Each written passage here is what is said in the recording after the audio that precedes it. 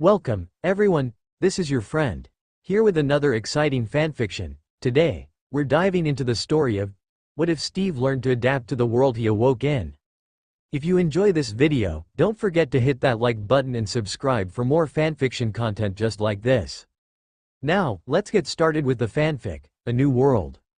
Paris, France. Now Sabine Durand wasn't sure what she suspected as she entered Le Select, on 99 Boulevard du Montparnasse. She was one of the new hires at the Studio 404 podcast, and so far most of the stories she'd covered tended to be human interest and fluff pieces. That didn't mean she wasn't interested in doing more substantial investigative stories, but it was a foot in the door, she told herself. At least she was doing stories, not just acting as someone's gopher like she would be if she were at one of the traditional national outlets. All of this contributed to her being here just after the lunch hour. Absently she thought it was called the Early Bird Special in the States. A brief smile came to her lips, as that seemed oddly appropriate for the subject of the story she was working on. The biggest story of the year was the Avengers, the Accords, and what happened in Vienna and Leipzig. There was wild speculation and tantalizing rumors flying all over the traditional news, while Twitter and all of the new outlets were blowing up over all of it. None of the Avengers were talking. 4 of them had been arrested at the Leipzig airport, then disappeared but had subsequently been liberated from the super maximum prison they were being held in. No one knew where any of them were, fugitives from 117 countries. Tony Stark was back in New York, but he wasn't talking, which was totally out of character for the flamboyant billionaire. The US Secretary of State Ross could barely contain his anger whenever the subject of the Avengers came up. As far as he was concerned, they were number 1 on the most wanted list. He and his office seemed to go out of their way to portray them as nothing better than terrorists and called them the most dangerous people on the planet. Public opinion seemed to be all over the map regarding opinions on the Avengers, and few public figures from any country wanted to go on recording about them besides a blanket condemnation. This just intensified the media frenzy surrounding all of them. The man seemingly at the middle of all of it was Captain America. He had been the most vocal about not signing the Accords before the bombing in Vienna and seemed to be at the center of everything that happened afterwards. His friendship with the international criminal and terrorist, the Winter Soldier, surprised and shocked many. It hadn't been confirmed, but he was also believed to be the one that had orchestrated the prison break of the 4 locked-up Avengers. He was the most wanted man in the world and seemed to have vanished off the face of the earth along with the others. So imagine Sabine's surprise as she entered Le Select and was directed to one of the outdoor tables, only to come face to face with the living legend himself. He stood when he saw her and moved over to hold out her chair for her. "Miss," he said softly with a gentle smile. Sabine was so flustered she just stood staring at him, her mouth agape. "Is something wrong?" he asked. "Don't men hold out women's chairs anymore? I wasn't trying to be offensive, I promise." "WHWH what?" Sabine finally said, finding her voice at last. No, that's not, I mean thank you, it's fine, it's just." She stumbled over the words for a second before finally just blurting them out. "You're Captain America." He seemed to flinch at this and quickly looked around to see if anyone heard her. "Could we just keep that between the 2 of us for now, please?" he asked. "What? Oh, right, of course," Sabine replied, blushing with embarrassment at her fangirl moment. God, I'm supposed to a journalist, she thought, and this is the biggest story ever, and what do? Practically shout his name in a public as soon as I meet him. Get it together, Sabine, she scolded herself. Captain, she started. "Please, it's just Steve Rogers, miss," he replied. "Why don't we sit down so we can talk? The food here is as good as I remember it." Sabine finally sat down almost as if on autopilot. Once she had, he moved back to the other side of the small table and resumed his seat. She noticed he'd chosen a table where he could see all the exits as well as the traffic on the street outside. Taking a good look at him, her first impression was he looked tired, bone-deep tired. He was undeniably handsome, with matinee idol good looks, but there was an aura of sadness along with the fatigue that seemed to surround him. His hair was longer than the photos she'd seen, and he was sporting a beard and mustache. He had loose-fitting clothes on, but sitting this close to him there was no doubt who he was. He was a living legend, and his photo had been splashed everywhere even before all this happened. What was he doing here? Before she could say anything else, a waiter came over and offered her a menu. Rogers ordered another Guinness and the waiter said he would be right back, to which he thanked the man. He still had those old school manners, she idly thought. I hope you don't mind, I ordered before you got here, he offered. I arrived early and I remembered Ernest raving about the Chateau Filet de Boeuf, Béarnaise et frites maison, so I just had to try it. Ernest? Sabine asked, finally finding her voice again. Hemingway, he replied, picking up his knife and fork to dig in. Most people think of him at the Ritz or Harry's New York bar, but he told me that when he first got here after World War I, this was one of his favorites. Hemingway? Sabine said in disbelief. The sun also rises, Old Man in the Sea, the most famous writer of the 20th century, that Hemingway? I don't know about the Old Man in the Sea, I haven't heard of that or read it or even how famous he is, but yes, The Sun Also Rises and For Whom the Bell Tolls were two of his books, Steve replied. I always liked his Nick Adams stories myself. You met Hemingway? Yes, he replied simply, taking another bit of his steak. What did you, Hemingway and F. Scott Fitzgerald paint the town back in the day? Sabine sarcastically asked, not believing what she was hearing. No, Scott was back in the States by then, Steve replied. There was a war on, after all. Oh, right, Sabine muttered. World War II, you idiot, she said to herself. Before she could embarrass herself anymore, the waiter came back. Sabine quickly glanced at the menu and ordered soup à l'oignon gratiné and a café cream. The waiter set the Guinness down and Rogers thanked him. With a small smile the waiter nodded and then silently moved off. Your French is very good, Captain, Sabine remarked. Thank you, and it's just Steve, miss, he replied. I have to admit I was a little rusty at first, but I had a good teacher so the language came back pretty fast. Who? She couldn't help asking. And if you say Charles de Gaulle, I'm seriously going to freak on you. No, not de Gaulle, Jacques Dernier, he replied. He was a member of the French resistance before joining the commandos. He was the team's explosives expert. Oh, right, of course, Sabine replied. The Howling Commandos, she chided herself, this was the guy that led them in the war, and how could she forget Dernier? The man was a French national hero. The waiter returned with her order and asked if they needed anything else. Rogers politely said they would good, and once again they were alone. As Sabine took a sip of her cappuccino, she pulled herself together and tried to get into reporter mode. So, Captain, I mean, Steve, you're taking a terrible risk being here, she asked. Why? He set his knife and fork down and seemed to consider this for a moment. Because the world is only getting one side of the story, he finally began. In my day it was called propaganda, but it seems they've renamed it since then. So you're going to spin it in your favor? Sabine asked. Isn't that the same thing? No, he said with a shake of his head. While everyone is entitled to their own views, they aren't entitled to their own facts. The truth is always the truth, no matter how much you try and deny it. So no alternative facts. No, he firmly rude to just speak the truth. I think that's sort of what's wrong with people today. They only want the truth if it flatters or agrees with them. Just because you don't like it, doesn't change what the truth is. The question that had been on the tip of Sabine's tongue since she recognized him finally couldn't wait any longer. Why me? I mean, you're a fugitive in 117 countries. You're probably the most wanted man since bin Laden, and yet here you are setting up a meeting with me, a low-level new employee at an internet podcast. Why? She quickly said. Why not the New York Times, The Guardian, Le Monde or Die Welt? Let's just say I'm trying to embrace new technology, he offered with a smile. Try again, why me? She replied. You're not going to like the reason, he offered, taking another large bite of his steak. Just tell me. All right, have you ever heard of Asher Brown Durant? No, he was an American painter from the Hudson River School, he explained. One of his most famous paintings is called Kindred Spirits. I remember seeing it once at the New York Public Library when I was a kid. It really made an impression on me. Wait, what? Sabine gasped. You picked me cause you liked some old painting? I told you that you wouldn't like it, he offered with a shrug. Yeah, thanks for that little bit of truth, she grumbled. What, did you just go through the list of people that work at Studio 404 and pick my name? He didn't answer and dipped his head a bit. You did, didn't you? She exclaimed.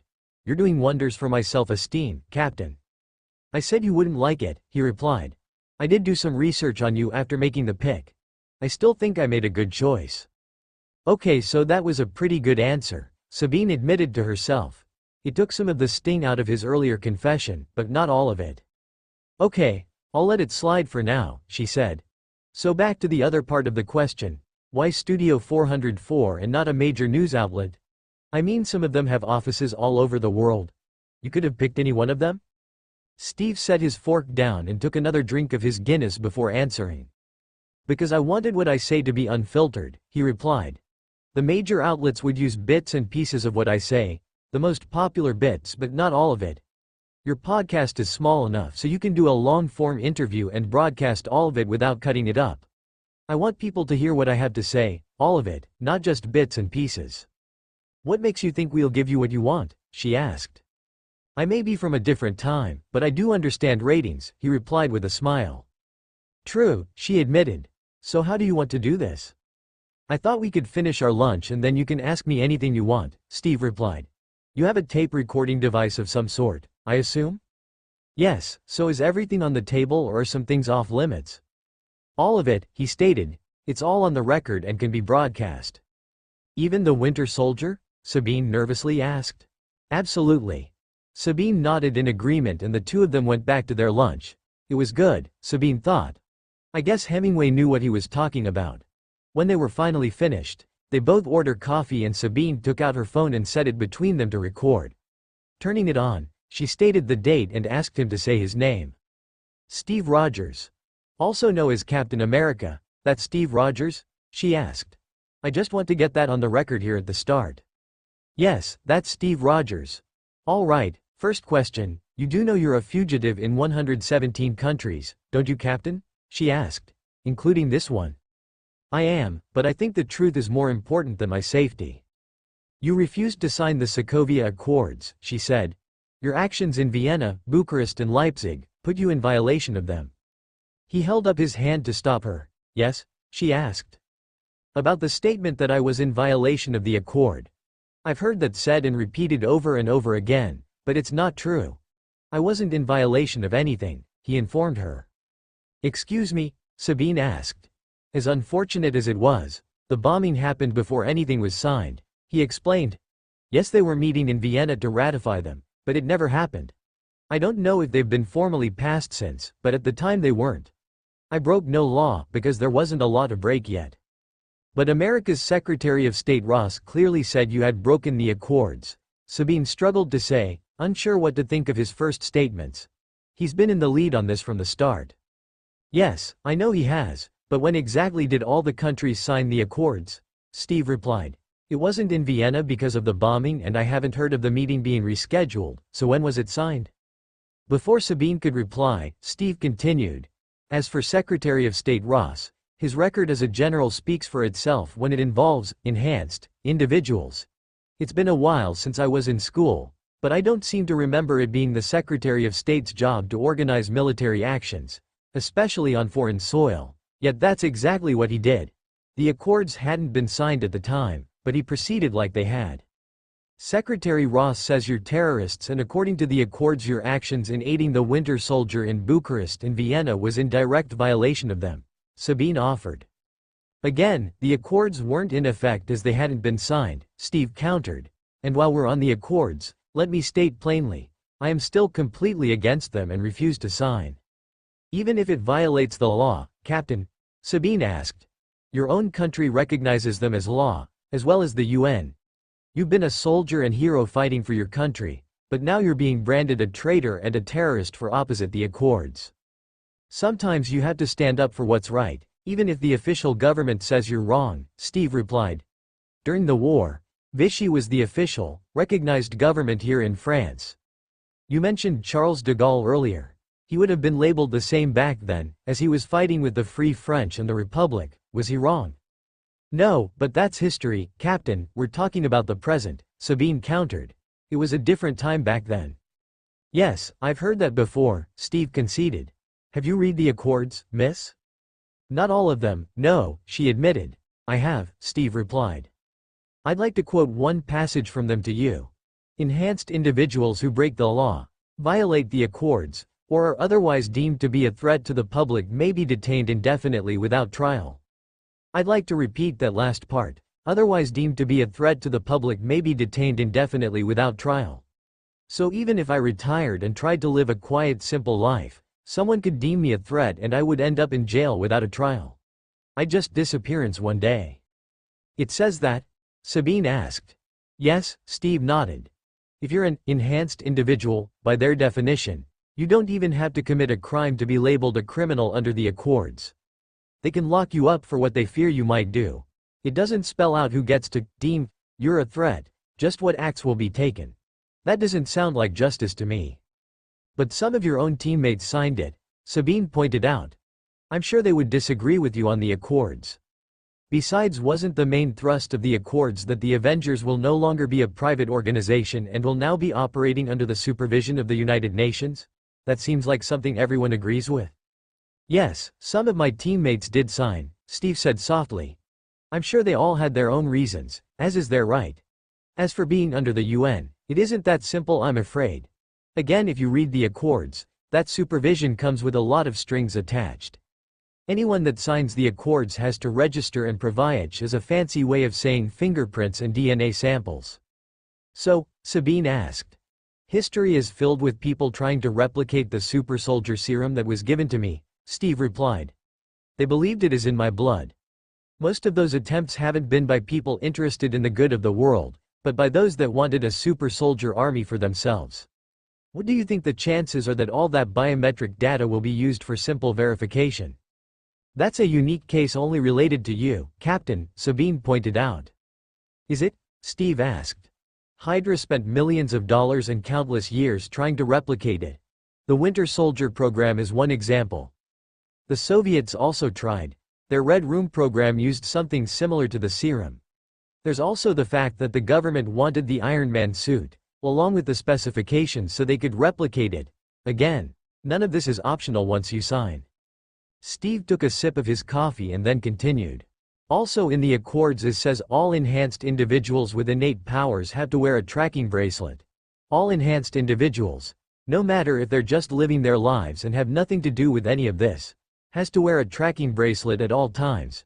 If they don't, well, I imagine they would be deemed a risk, and once again we're back to people being detained indefinitely without trial. Okay, what about the Avengers as a rogue organization? Sabine said.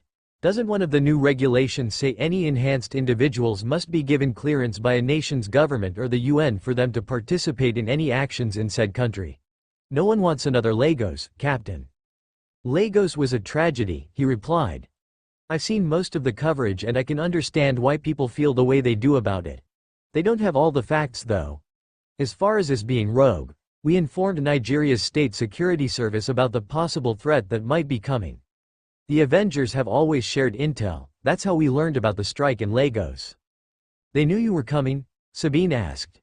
Yes, not the specific time, but they knew, Steve replied. And as far as Lagos goes, I think Wanda Maximoff has been getting a raw deal. Hydra terrorists, led by Crossbones, a Hydra assassin named Brock Rumlow, set off a chemical weapon in a crowded marketplace, no one else. Yes, people were killed, but she saved hundreds of others, myself included. It was a split-second decision with lives on the line and she made the right one. Let's focus on the truth, she was a hero that day, not some wildcard that needed to be locked up. The whole team were heroes in my book. Sabine found herself being swayed by his words. She had to remind herself this was Captain America, the living legend. He was famous for inspiring others, but she couldn't let him sway her on this. This was her golden opportunity, once-in-a-lifetime chance, and she had a job to do. What about the other incidents that have been cited by Secretary Ross as to how dangerous you all are? She asked. New York was an alien invasion, Steve replied. We were brought together by the government to stop it. We did, even though the government fired a nuclear missile at New York.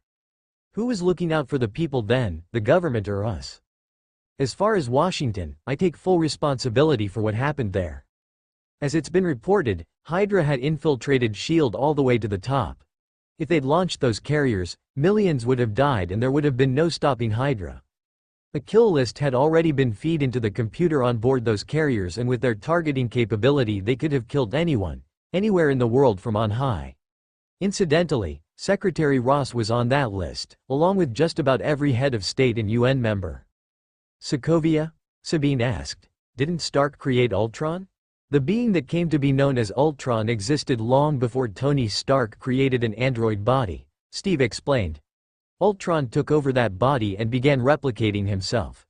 He wanted to wipe the human race off the face of the Earth. In Sokovia, the Avengers' first mission was to save the civilian population. For the most part, we did just that. As a side note, it was Tony Stark that figured out a way to finally stop Ultron. He's a genius, you know? Steve gave Sabine a smile and she found herself returning it. You seem to have an answer for everything, Captain, she remarked. No, Steve said with a shake of his head. I just know the truth about events I was part of. There's still the matter of the Winter Soldier, Sabine said. He's an assassin. You can't deny all the killings he's responsible for. He needs to face justice for his crimes. The Winter Soldier is James Buchanan Barnes and he's been a prisoner of war for 70 years, Steve stated flatly. Sabine could see the passion in his eyes as he spoke about the Winter Soldier. He's been tortured and brainwashed over and over again to be used as a tool by others. The Geneva Convention has very specific rules about prisoners of war. I know you're close to the Winter Soldier, but aren't you a little biased? Sabine asked. I think Bucharest attests to where your loyalties lie. After Vienna, there was a rush to judgment, Steve offered. The order was shoot to kill, no arrest and no trial, just put him down like an animal. Yes, I consider him a brother. I told someone before Bucharest that I should be the one to bring him in because I was the least likely to die doing it. If I hadn't, a lot of people would be dead now. Yes, there were injuries, but no one lost their life. Bucky was brought in, but while in the task force's own headquarters, the true bomber was able to activate his brainwashing. James Buchanan Barnes was innocent of the bombing, but that shoot-to-kill order was never rescinded. He's still a killer, Captain, Sabine pointed out. While under the control of others, Steve replied. I see, Sabine offered, checking her phone. I'm almost out of memory. Is there anything else you want to say before we finish this? Yes, Wanda Maximoff, Clint Barton, Sam Wilson and Scott Lang are innocent, Steve stated. The accords weren't in place during the fight at the Leipzig airport and all the damage has been paid for. The fight was between the Avengers and I don't believe any of them have brought charges. They were just helping me, so if anyone should be held accountable, it's me not them. They were taken to a supermax floating prison with no charges or legal rights offered. While in that prison some of them were subjected to cruel and inhuman punishment. Again, they committed no crime and were subjected to a law that hadn't been passed yet. Sabine stopped her phone and sat back looking at Steve. You realize you just painted a bullseye on your back with that last statement, Captain. Better me than the others. Steve stood and picked up the check. Thank you for meeting me and listening, miss, he offered. You just gave me the story of the year, I should be thanking you, she replied. Oh, and you can call me Sabine, Steve. Just promise you'll get it all played and that will be thanks enough. I had to say, Captain, you've only been out of the ice for a couple of years but you seem to have caught up rather fast, Sabine observed. I had help, he replied with a smile. Oh really? Who? Sabine asked. That's a story for another time, Steve said. Thank you again and goodbye, Sabine. With that he paid the check and disappeared out the front door. Chapter 2 Paris. The moment Steve left, Sabine was on her phone calling her bosses at Studio 404 to tell them her amazing news. They were just as excited as she was. They told her to rush back to the studio so they could get the interview on immediately. That's exactly what she did, as soon as she hung up. That phone call set off a chain of events. The modern world is basically a global surveillance state. Governments routinely monitor Yahoo and Google email accounts, all the customers of all major carriers' phones calls and internet usage. In fact, the NSA, the CIA and GCHQ have even routinely spied on users of Second Life, Xbox Live and World of Warcraft. They are spying on everybody. The problem with having access to that amount of data is that it's too much for humans to sift through. The sheer volume is almost unimaginable. That's where computers come in. They are constantly searching for keywords, names or phrases, flagging all of them for humans' eyes to check. From there it goes up the chain of command and the decision is made. In this case, troops on the ground to apprehend the most wanted man in the world. While all this is happening, Studio 404 posted the podcast. Before the French government can comply with the request from the American government, the podcast has gone viral. It's been downloaded and reposted again and again. The governments tried to eliminate it, but many outlets refuse. Lawsuits are filed, but those take time and the podcast continues to spread. Armed assault troops are on the ground in hours, while flying gunships circled the perimeter looking for any escape vehicle. All the modern technology was brought in to find a man out of the 40s. Facial recognition software was deported, and with the number of cameras in Paris, it should have only been a matter of time before they got a hit. So they waited, and waited, and waited. They got nothing, almost as if he vanished into thin air. It was a perfect, modern, operational plan for the present day. It just failed to take into account the target had only one foot in the present. The last time Steve had been in Paris was in the 1940s, that was his frame of reference. Those in the Free French underground he'd worked with had also faced being hunted by a militarized state and learned some tricks on how to avoid them. If they were looking for you on the streets and in the air, you find an alternative route to travel. That usually meant traveling underground, the Paris sewers. Steve put their lessons to good use and made his way out of the city. The Midwest 3 days later, Clint Barton had a smile on his face as he sat on the roof of his family's new farmhouse listening to a copy of the Studio 404 podcast.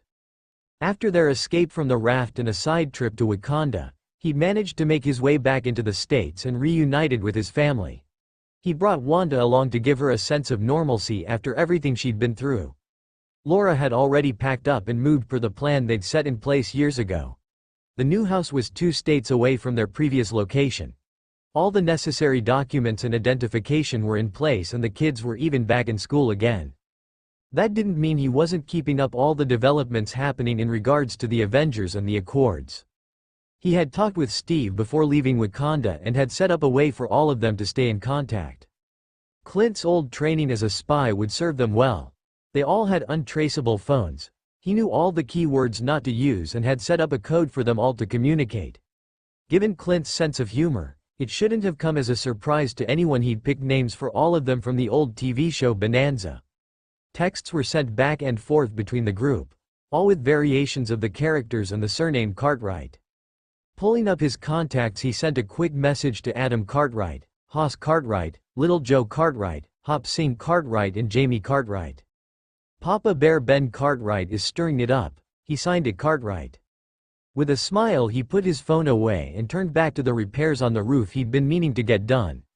As he started to nail some new shingles, he heard the front door of the house open below him.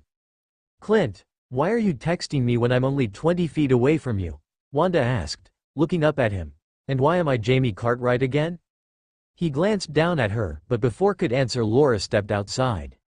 "Oh, honey, he doesn't get to use his spy skills that often anymore, so just let him have this one, okay?" she said to Wanda. "But why Cartwright?" Wanda asked her.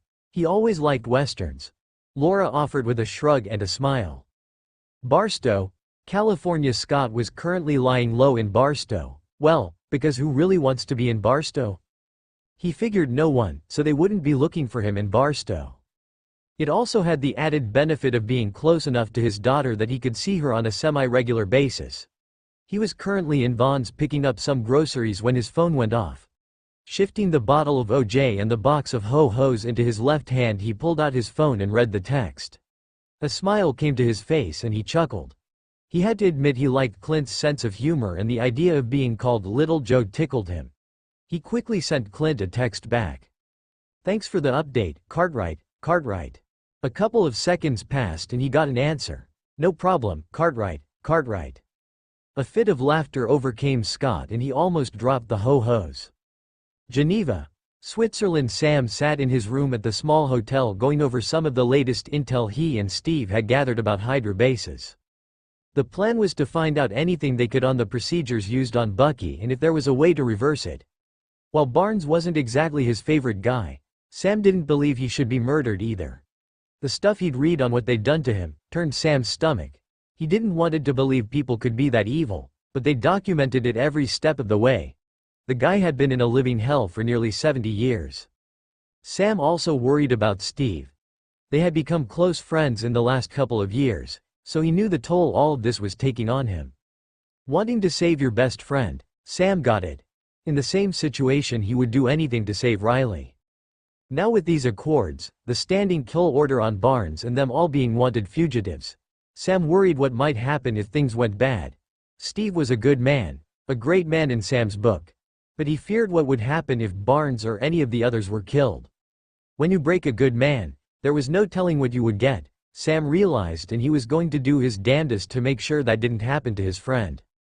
His phone vibrated and a frown came to his face as he read it. Oh, hell no, Barton, no way I'm Haas in this little family of ours. Sam immediately sent a text back to Clint. Cartwright, I know and no way I'm Haas, period, Cartwright. It took a moment or two for the reply to come back. Cartwright, yeah, you are. Cartwright.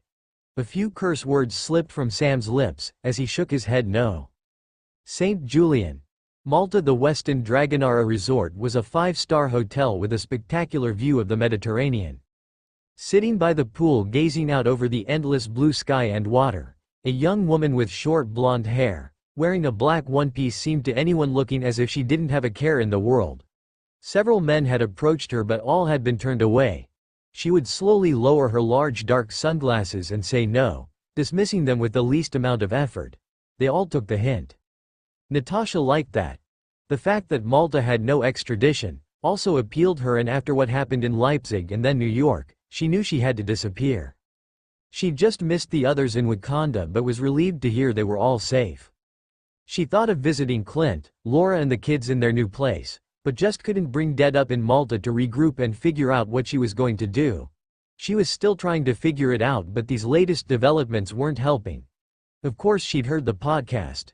She rolled her eyes as she read Clint's text. Why had they let Clint pick the names? Bonanza, Jesus, she groaned. She quickly fired back a text.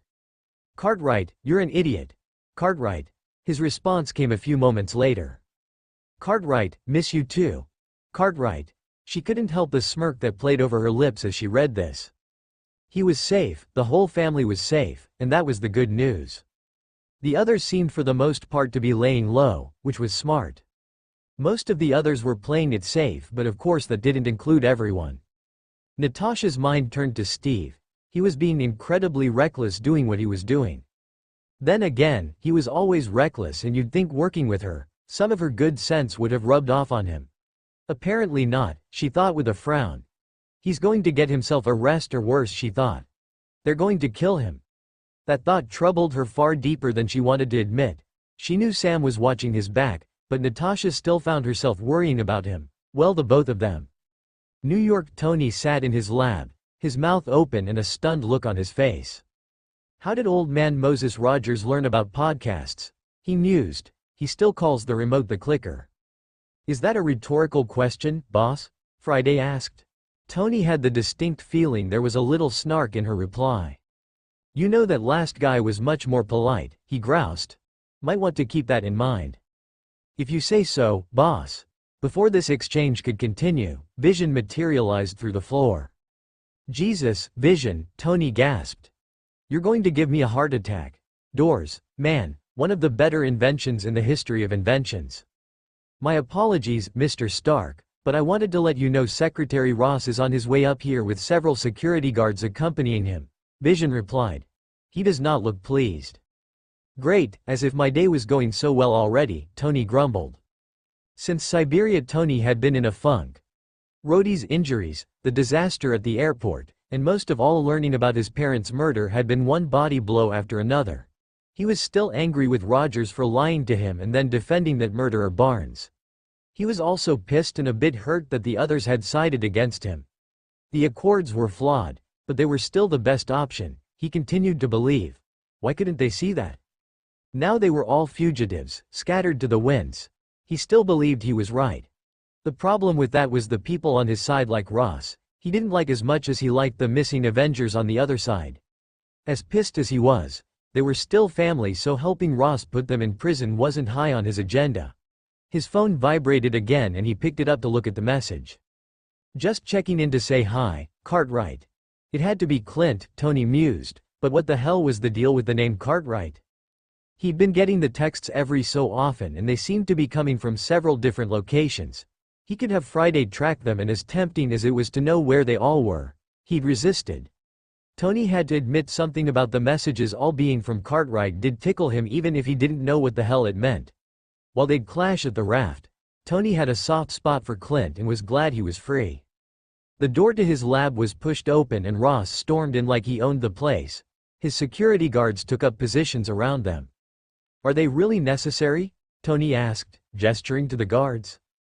"Yes," Ross barked. "They're to ensure your complete cooperation." Dick, Tony thought. God, Ross had always been a dick, but with the Accords he'd taken it to a new level. "You should have brought more men if you're going to threaten me, Secretary." "Rogers, Stark," Ross replied, ignoring Tony's comments. "He's still out there, blatantly violating the law. Now he's doing interviews and trying to whip up public support for him and the others. The man's a menace and needs to be stopped." "What do you want me to do?" Tony causally asked. "You signed the Accords. Get your AI to do a search for him. Now," Ross demanded. "Find him, so we can end this permanently." Tony didn't like the sound of that, but before he could tell Ross to go to hell, Friday spoke up. "I'm sorry, Mr. Secretary, I can't do that." "What?" Ross shouted and glared at Tony. "Why?" "Friday?"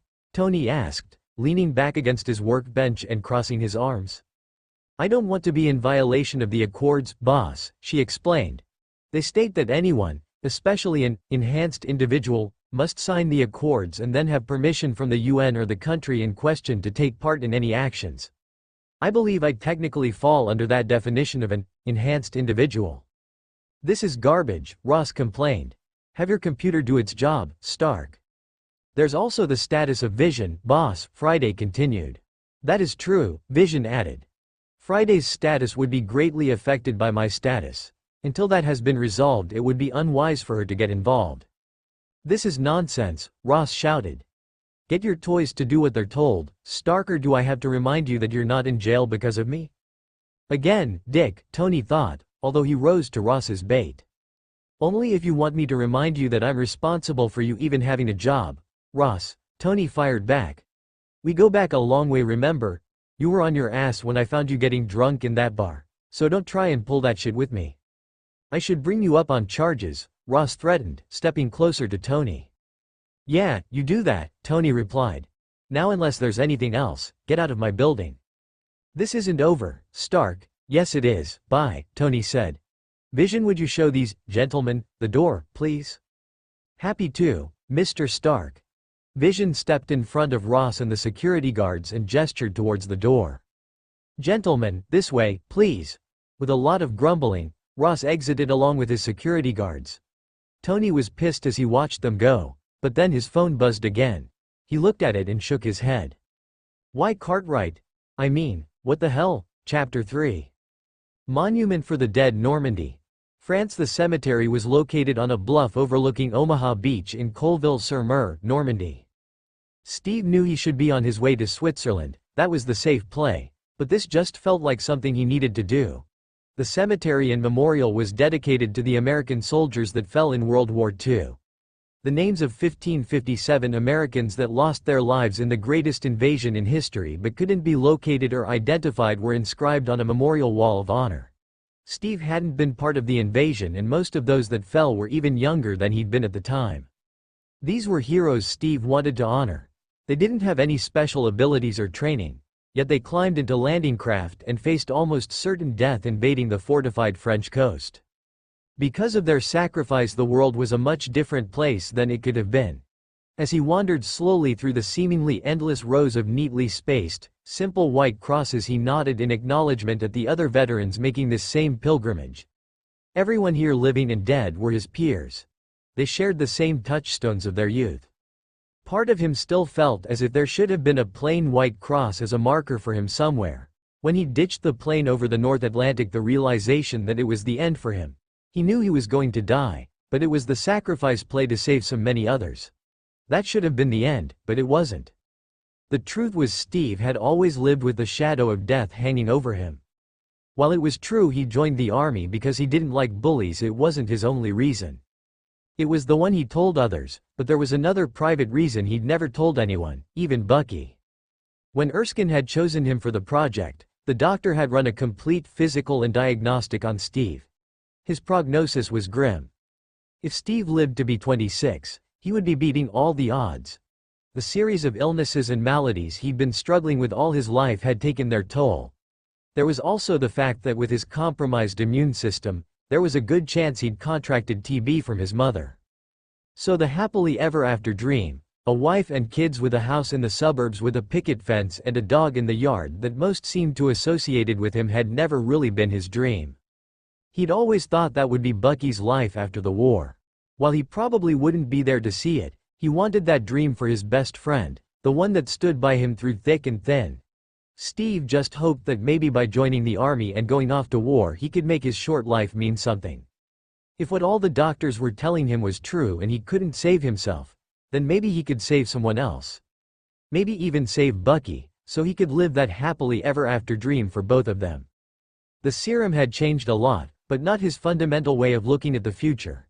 His modest dreams were still the same, only now he might be able to save more than just one person.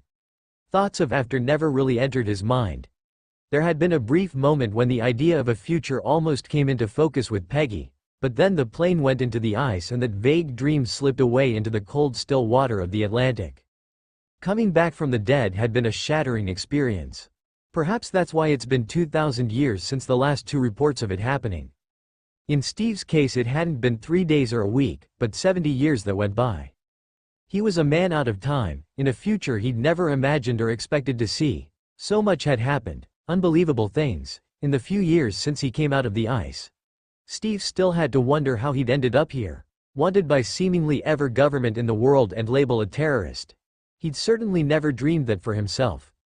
As he gave the wall of the honored dead one more crisp salute, he could help thinking, where had it all gone wrong? Washington, D.C. 2 months out of the ice, the files sat untouched on the dining room table. Answers to the questions he wasn't sure he was ready to face. Steve knew in all likelihood they were all gone. They'd probably lived full, rich lives since he'd last seen them. 70 years for them, mere months for him. Some might say he was weak or in denial, but he just couldn't bring himself to look at those files. Looking at them would make it all real, the loss permanent. Fury had offered him a job when the battle in New York was over.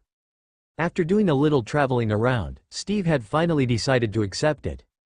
He felt the need to keep busy, else he'd get lost in his thoughts of the past. It was still too overwhelming, too devastatingly sad to deal with. Steve felt that if he opened those wounds, he'd fall and never get back up again. He needed time, and keeping busy seemed like the best way to adjust to this new world. S.H.I.E.L.D. had assigned a physiologist to him, and while the man seemed to want to help, Steve wasn't ready to talk about it with anyone. The doctor kept pushing, saying he understood what Steve was going through, but no one really knew what he was going through. In the end, Steve gave the doctor answers he wanted to hear so he could get clearance to be in the field. Setting the needle down on the record, the sound of Glenn Miller's orchestra filled the apartment. Steve glanced at the kitchen table. The files were still there, but tonight wasn't the night to open them. Sitting down on the sofa, he let the music wash over him, something familiar in this unfamiliar world. S.H.I.E.L.D., Fury's office. No one looked happy as they sat around Fury's office. He and Maria had been going over some of the latest missions and assignments when Clint and Natasha stormed in. Clint appeared more sullen and withdrawn than usual, but he kept repeating he needed to get back in the field. While Natasha's features gave nothing away, her whole body language screamed unhappiness with her partner being pulled from field duty after New York.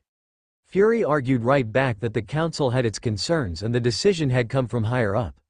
The argument would have continued for several hours, but Fury's secretary notifying him that S.H.I.E.L.D. counselor Dr. Paul Whiteman was waiting. "Did you call him up here for me, Nick?" Clint asked. There was a hurt look in his eyes. "Is this your subtle way of saying I need to talk about my feelings with a shrink?" "Contrary to popular belief, not everything revolves around you, Barton," Fury fired back. "This is an update on Captain Rogers' progress adjusting, so if you two wouldn't mind." Nick held his hand up towards the door for them to leave. "We don't mind waiting," Natasha said flatly. She put her hand on Clint's arm and pulled him gently down onto the couch next to her. She just stared at Fury defiantly, daring him to kick them out. He just looked at both of them for a moment. "Fine," he finally said. You want to stay, stay. The council wants Barton to see a counselor anyway, so maybe we can set something up with Whiteman while he's here. Fury stared at Natasha for a moment and then reached over to tap his intercom. Send him in, please. Clint seemed to shrink back into the couch cushions, looking defeated and distant. He crossed his arms almost defensively over his chest. Natasha had been returning Fury's glare, and when the door opened to his office, she didn't look away as if not caring who was entering. Dr. Paul Whiteman had been with S.H.I.E.L.D. 5 years. Whiteman was a doctor of social work DSW, to be totally accurate. He mostly dealt with new recruits and how they were handling the transition to working at the top-secret facility, but out of the blue had been asked to work with Captain Steve Rogers. It seemed Rogers had been told he needed to see a counselor before he could be cleared for duty, and he'd picked Whiteman's name from the list presented to him. The door opened and Whiteman stepped inside. He was a bit nervous about this meeting with the director, but then Nick Fury, how do people nervous? Whiteman planned on being all business with Fury, get in, give his brief report and get out. He had expected to see Assistant Director Hill, but was thrown when he saw agents Barton and Romanoff. Frankly mostly her, scared the crap out of him. You don't get the moniker Black Widow for nothing, he thought. If this is a bad time, Director, I can come back, Whiteman quickly said. Shut the door, Doctor, Fury replied. Whiteman did and then stood at attention in front of Fury's desk. So you have an update on Captain Rogers? Whiteman looked nervously around the room, a little flustered by the two agents. My sessions with Captain Rogers are private, sir, I'm sure you can appreciate that, Whiteman replied. Confidentiality is a cornerstone of the client-therapist agreement. I wouldn't feel right divulging anything with others in the room. Fury glanced at Natasha and Clint, but they hadn't moved and weren't even looking at him or the doctor. We're all friends here, Doctor, Fury said with a cold smile. We have no secrets, just go ahead with your report. Natasha gave a small laugh at the "no secrets" comment and Hill gave a slight eye roll but added nothing else. I'm not really comfortable talking about Captain Rogers in front of others, sir, Whiteman replied. I doubt he'd care for me sharing our private conversations with anyone. Fury leaned forward, looking at Whiteman with an unblinking gaze. Just give your report, Doctor.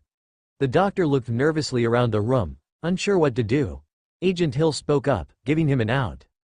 In your latest progress report, Doctor, you said you felt Rogers was starting to open up to you, she said. Perhaps you could tell us about that? Whiteman looked at her for a moment and then at Fury. This seemed like the out he needed to speak. Yes, I suppose I could give a general idea of some of the progress I feel we've made. Please do, Doctor, Fury replied. Clint slumped back against the couch, his head down, while Natasha just looked on coolly.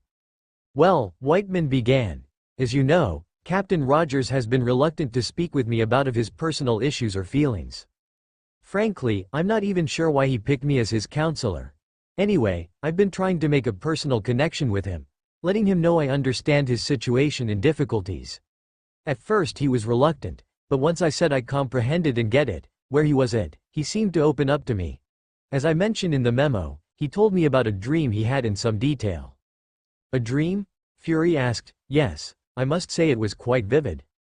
It was set in a Western motif.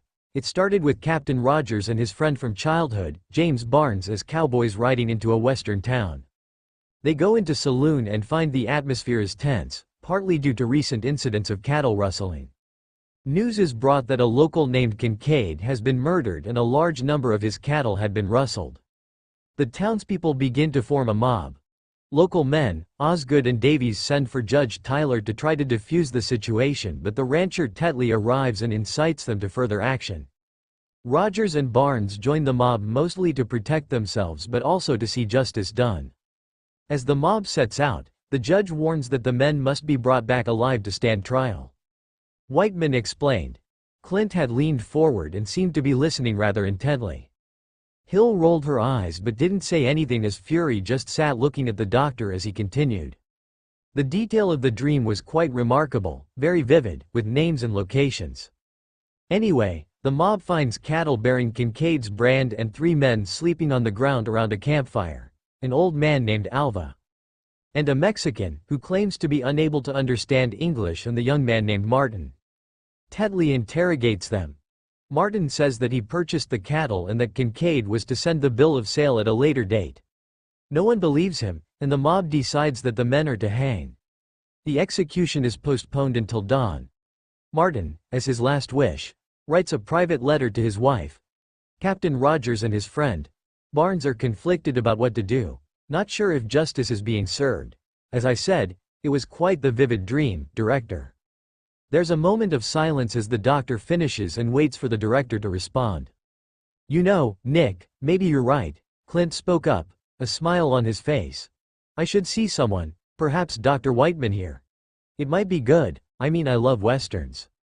The doctor looked at him. He does, Natasha confirmed. He's tried to show them to me on numerous occasions. It's really annoying. Clint and Nat shared a smile. I'm not sure I understand, Whiteman said. What does westerns have to do with anything? Fury sighed and sat back as Clint and Natasha chuckled. The dream, Doctor, Hill finally said. It's the plot of a movie, The Oxbox Incident. The what? Whiteman replied. I'm not sure I understand. It's simple, Doctor, Fury chimed in. The good captain played you. Are you sure? Whiteman asked. Very, Hill replied. It is a good movie, Clint offered. I prefer My Darling Clementine, but you can't go wrong with Henry Fonda. Thank you, Doctor, that will be all, Fury announced. Whiteman seemed stunned as he slowly turned and left the room. Once he left, Fury turned to Hill. Have all of his reports reviewed again by someone that actually knows what they're doing. Jesus, the Oxbox incident. Fury sat back shaking his head, while Clint and Natasha seemed to be enjoying all of it. Washington, D.C. Steve was just getting used to the apartment Shield provided for him, when Tony Stark showed up at his door out of the blue. Its location was supposed to be a secret, as Shield wanted to keep the press and paparazzi away while Steve adjusted to this new world. As Tony waltzed by him into the living room, Steve asked him how he found it. Come on, Tony said with an eye roll and a dismissive wave. Remember who you're talking to. Right, Steve replied. Well, you're already in, so by all means make yourself at home, Stark. Tony seemed to take the entire room in with a quick glance. Yeah, I don't think so, he stated. What is this standard Shield drab? It's got a definite Tyler Durden's house vibe going on. Shouldn't this be out by an old abandoned paper mill or something? If you tell me you're making soap in your bathroom, I'm going to get really nervous. Tyler who? I don't know who that is, Steve replied. Why would I be making soap in my bathroom?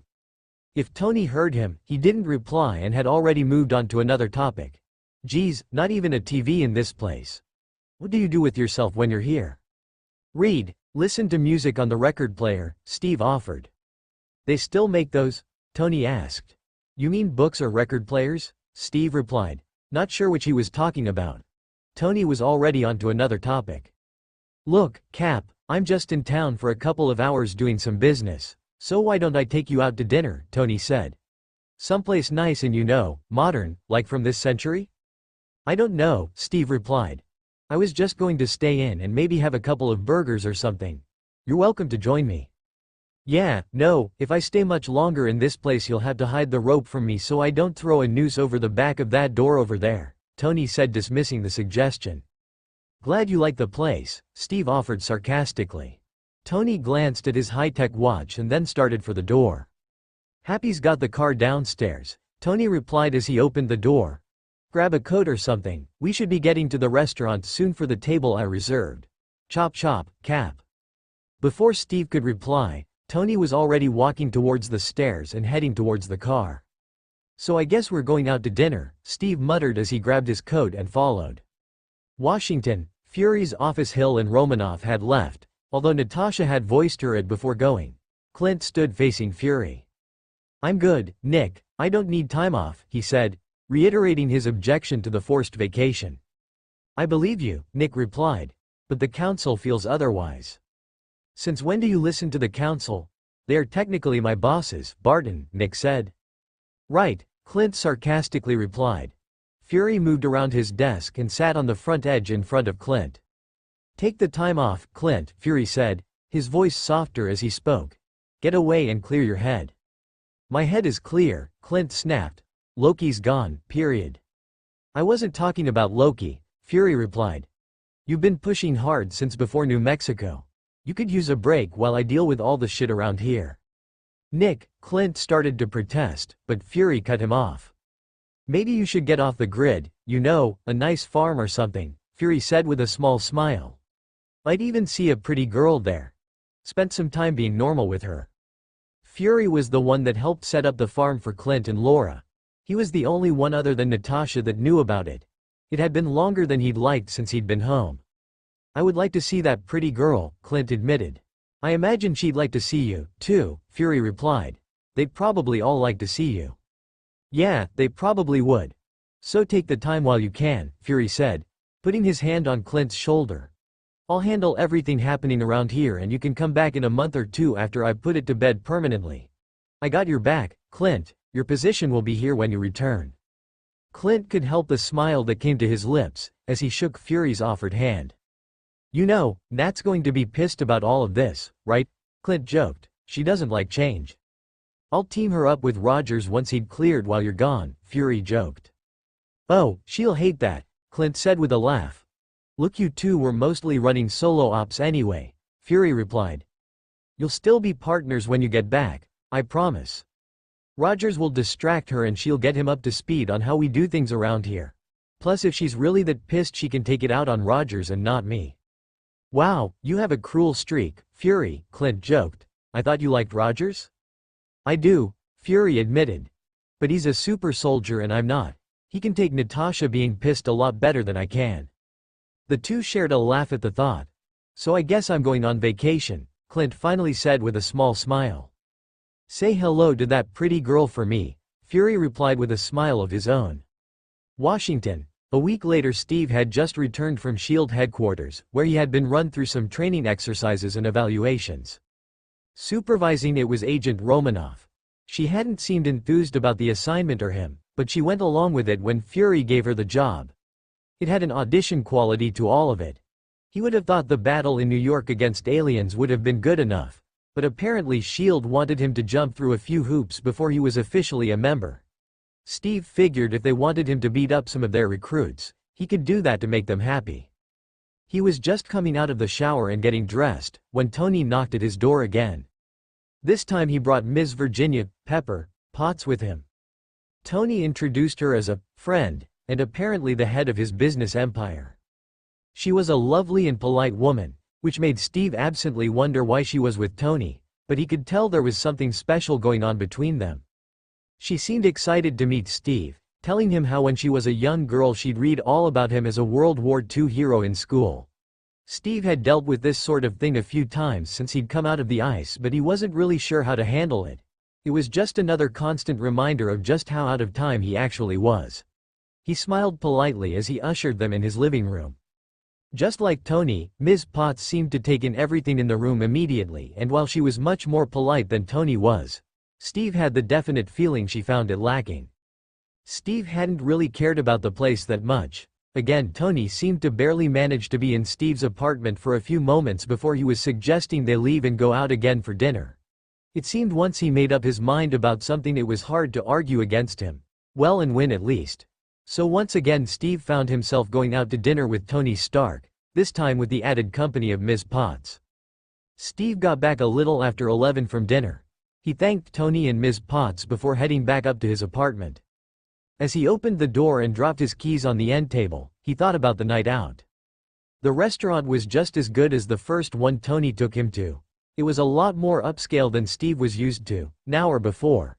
It didn't seem to have menus, just a series of pre-arranged courses that were brought to the table.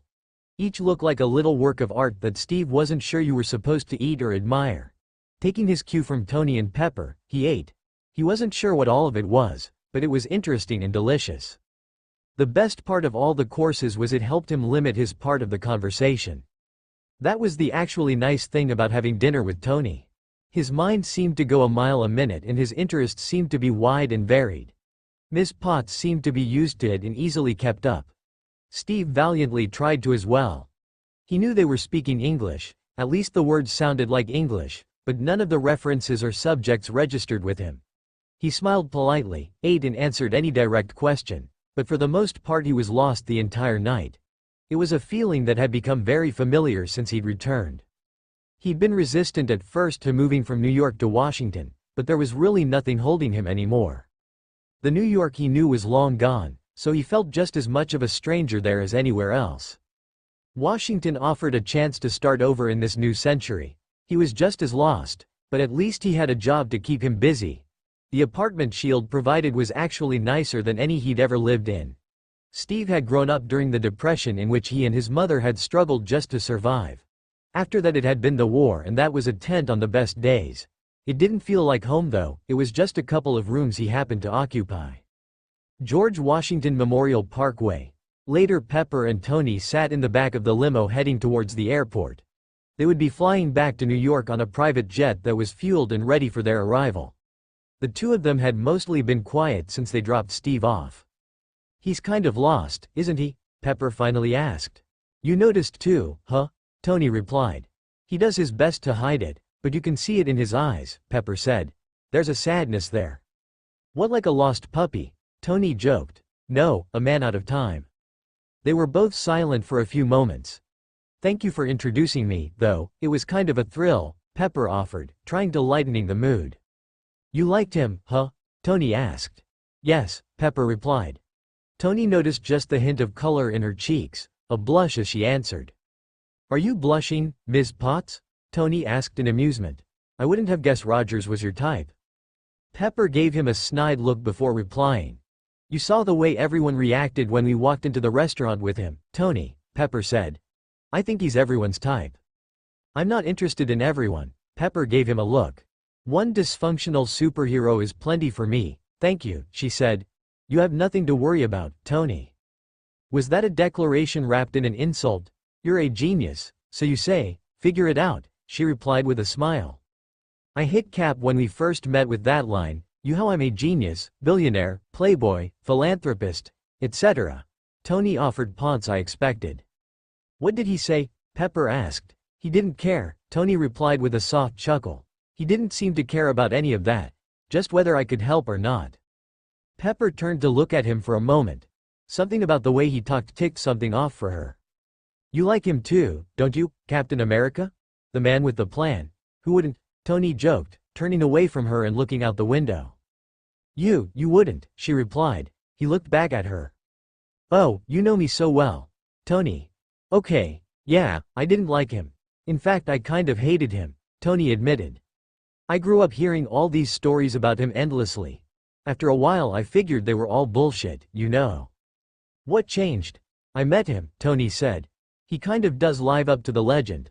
All of them really, the Avengers. It was gods and aliens and they all just jumped to take them on. I never thought I was the team type, you know, but with them I felt part of something bigger than myself. It's weird, I know, but I haven't been able to shake that feeling." Tony seemed embarrassed by his admission, but Pepper leaned over and gently kissed him. "Thank you." "For what?" he asked. "For letting me in," she replied. "I know you don't like to share your feelings, so thank you." "Does this mean you'll be sleeping over in New York?" he asked with a grin. "That's still to be negotiated," she replied with a smile and then switched topics. "So I imagine you want to help Captain Rogers. I mean that's what the visits are about, right?" "Yeah, I'm sure Howard would come back to haunt me if I didn't help out his old pal," Tony admitted. "He's probably a little too proud to admit he needs help, to be truthful." "So you have something in common," Pepper said with a smirk. Tony rolled his eyes at that. Pepper paid him no mind. "I think we should start with his apartment then," she continued. "Maybe get the man some decent furniture. Did you see that couch they stuck him with? And a TV," Tony quickly added, rising to the topic. "I mean, isn't that in the Geneva Conventions or something? Cruel and unusual punishment making the man go without a TV? We'll just have it all delivered, that way he can't say no," Pepper concluded. "I knew it was a smart idea bringing you with me," Tony said, leaning over to kiss her. "You handle the furniture, I'll take care of everything else." Steve's apartment. The gifts started arriving the following week. Steve stood in his living room just staring at the huge box the 50-inch television came in. He really wasn't sure what to do with it. He'd never had a TV before. Steve had grown up with radio. Television was in crude experimental forms in the late 1920s, but those weren't sold to the public. It wasn't until after the war that it really started. Most people didn't even own a TV until the 1950s. long after he'd gone into the ice. He'd grown up during the Depression with a single mother, so money was always tight and they had just barely scraped by. Things like televisions or flying cars were just something out of science fiction they fantasized about, not actually had. He ended up just leaving it in the box for another week. The couch and armchairs came a few days later. There was a note from Ms. Potts saying they were a housewarming gift. He just stood dumbstruck as the moving men brought them in and took the old Shield stuff away. Steve tried to protest, but the guys said it was all paid for and they were just doing their job. So Steve found himself with a Henry & Morgan sofa with matching Carrington chairs. He felt a little dizzy when he saw the price, as it was more than he'd spent on anything in his entire life. They were really nice, he had to admit, almost too nice to actually use. He left the plastic they came in on, afraid of spilling something and ruining them. The laptop and smartphone arrived the following day. Steve actually took the phone out of the box.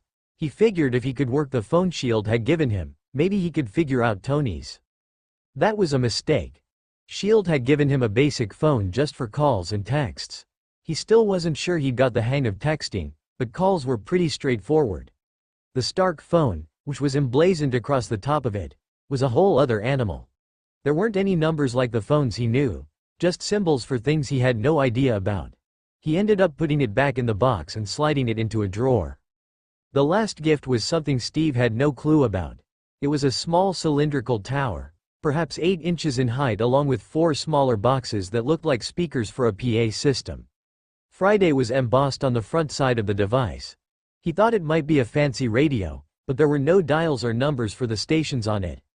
Taking it out of the box, Steve felt its smooth surface as he turned it over in his hands. There was a small switch on the bottom, so he flicked it on. "Hello, Captain Rogers," a cool female voice instantly said. There was a bit of an Irish lilt to the voice. "What the hell?" Steve gasped, as he quickly switched it back off and setting it down. He just stood looking at it, wondering where that disembodied voice had come from. He guessed it must be some gag on Tony's part, probably a tape recording to give Steve a jolt. Why a woman voice he didn't know, though he wondered? Was it supposed to be a recording of someone from his past? If it was, he couldn't place it. It certainly wasn't his mother's and definitely not Peggy's. It wasn't like he knew that many women well back in the day. Chapter 4: The beginning of something different. Shield headquarters, upper levels. Maria Hill was very good at her job. She was Fury's second in command, deputy director, and had fought her way up the ladder to get the position. She knew her nickname around the building was the Ice Queen. Some junior agent that wasn't as clever as he thought he was had given it to her. It stuck and she accepted it as just another part of the job. Maria's chosen career was in a mostly male-dominated secret world of spies, so if her coworkers thought she was a bitch, then she would take it as long as it got her where she wanted. It's a sacrifice, she knew, but it didn't mean her devotion to her work make her one-dimensional or unfulfilled. Instead, it reflects her self-definition as a professional.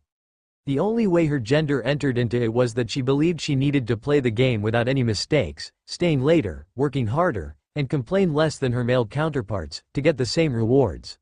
That's a bind that women and other minorities in any workplace readily recognize.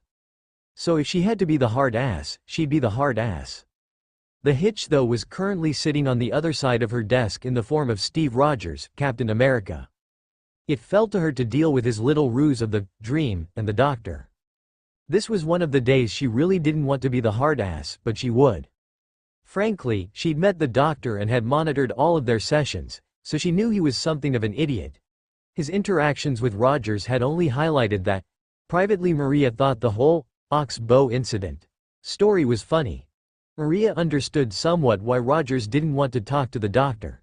She was a private person like she suspected he was, so she got that spilling your guts out just because some idiot with a title asks wasn't something you did. Now though, that made Rogers her problem. It didn't take a doctor to see that Rogers was lost, yet he was still unfailingly polite. He'd already apologized to her and the doctor. Surprisingly, he didn't seem to have a problem with a woman as his superior officer. Most would assume a man from his generation would. But Maria had read his file thoroughly. A single mother raised him. He'd been educated by nuns, and during the war, agent Peggy Carter, one of the founders of S.H.I.E.L.D., had been for all practical purposes his Frankly, his attitude towards female superiors was better than most of the fresh new recruits. There was also the complicating fact that he was a living legend and an international hero. Just another wonderful part of her job, she thought, dressing down an icon. "We have rules at S.H.I.E.L.D., Rogers, and you have been playing by them," she said to him. "Your little stunt with the doctor didn't go unnoticed, or will it be tolerated?" "Yes, ma'am." His eyes weren't looking at her but seemed to be staring vaguely at the corner on her desk. "It's totally unacceptable," Maria said, and then glanced down at her notes. "He has a new family," Steve softly said. Maria looked up, confused. "What? Who?" she asked. "The doctor," Steve replied, turning his eyes to finally look into hers. "There's a picture on the corner of his desk of him and his wife with their new baby. They look happy." "I'm sure they are," Maria said. "That's not really relevant to this situation." "He kept saying he got what I was going through, that he understood," Steve continued. He pointed vaguely towards the corner of her desk, as if he could still see the photo. "I kept looking at that photograph when he'd say it, and I knew he didn't understand. How could he?" "Okay, that was a valid point," Maria had to admit. "He is familiar with your history, Rogers." He dipped his head and a small, sad smile crossed his lips. "Yeah, I've been to the Smithsonian exhibit, so I imagine a lot of people think they know my story." "I suppose they do," she replied. "The thing is, everyone sees those pictures at the Smithsonian as antiques from 70 years ago, something out of the ancient past." "They aren't to me," Steve said. "To me they are as recent as the one on Dr. Whiteman's desk. I know all of them are dead or dying. I get it, I do. But it's only been a few months since I saw all of them just like they are in those photographs." He kept saying over and over he understood, but how could he or anyone possibly understand that? Maria sat back and just looked at him for a few moments. "Okay, so forget Dr. Whiteman, we'll set you up with another doctor, one we pick," she offered. "No, excuse me. No, ma'am." Maria leaned forward. "I don't think you get it, Rogers," she said. "This isn't a negotiation. All new recruits have to go through psychological exams. That's not negotiable." "With all due respect, ma'am," Steve replied. "Fury offered me a job. I think New York proved I could still handle myself. As far as another doctor, I've seen more than my share since I came out of the ice. I've been poked, prodded and questioned countless times, so S.H.I.E.L.D. should have the answers they want. I'm done with seeing doctors. If that's not okay, then I guess I'll just find something else to do besides work at S.H.I.E.L.D. "You'd really walk away?" Maria asked with a small smile. "Do you think you can?" "I honestly don't know," Steve admitted. "I am willing to go through any extra training or orientation or whatever you want to put me through to catch up, but I have to draw the line with more doctors. I guess if I have to, I can ask Stark for a job. Having met him, I'm sure he could always use more security." Maria couldn't help giving a laugh at that. "Yeah, Stark's a handful," she admitted. "I wouldn't wish working for him on anyone, Rogers. God, I can't imagine working for him, he'd drive me crazy." "I don't think you have to worry about that anytime soon," Steve replied with a smile of his own. He knew this was a gamble. If Agent Hill thought he was bluffing and called him on it, he would have to walk away. He didn't want that. Bu though would walk away. Steve knew he needed something to give his life some kind of purpose, and S.H.I.E.L.D. seemed like the best alternative. It was just that he'd spent seemingly his entire life seeing one doctor or another. When he'd come out of the ice he'd been shell-shocked. There was no two ways about it. Obediently he'd submitted to every test and evaluation they wanted to run on him. Steve realized if he was ever going to get his feet under him again, he had to put his foot down somewhere. He had to make a stand and start getting some control back over his life, or he'd continue to be lost. He would walk away if he had to, but he wasn't going to obediently give in again. Hill did indeed think he was bluffing, but a small part of her wasn't sure. Her dilemma was whether to call his bluff or not. If she did and he wasn't bluffing, then a world of shit would be coming her way.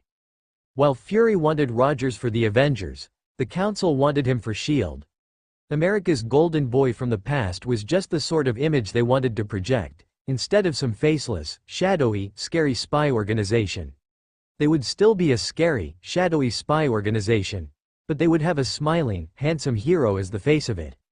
The PR would be a goldmine. Every senator and congressman already wanted to have their picture taken shaking hands with Rogers. After New York, the public was enamored with the Avengers, but especially Rogers, the hero from World War II. He seemed to conjure up all the things people like to remember about some bygone day when everything was good, simpler and more straightforward. It was an illusion, as that golden age never really existed, but it was a pretty illusion that most people liked to believe it. They liked to believe in Rogers too. If Maria called his bluff and it wasn't a bluff, S.H.I.E.L.D. would lose and the council would be looking for someone to blame. One guess whom that would be, she thought.